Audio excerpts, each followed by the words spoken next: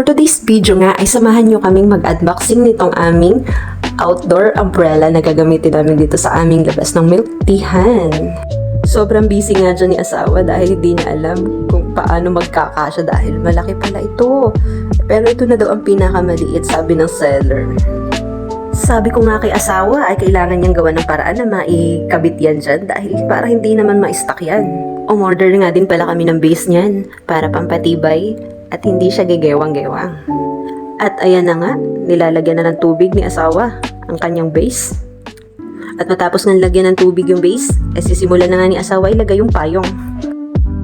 Grabing effort nga pala na ito. Sobrang init kasi dito sa labas. Kailangan ng mga bata kapag bumibili, kailangan nila ng payong para hindi sila mainitan. Ayan na nga, naikabit na yan ni asawa dyan. And sobrang malaki nga talaga yan sa harapan ng aming milk teahan. Metal ang frame niya kaya talagang rain or shine, hindi babagsak yan dyan kasama ang kanyang base.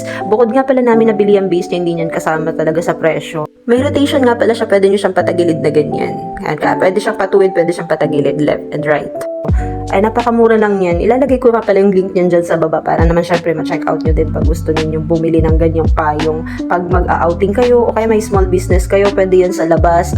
And ayan lang, salamat sa panonood. Hanggang sa muli. Bye-bye!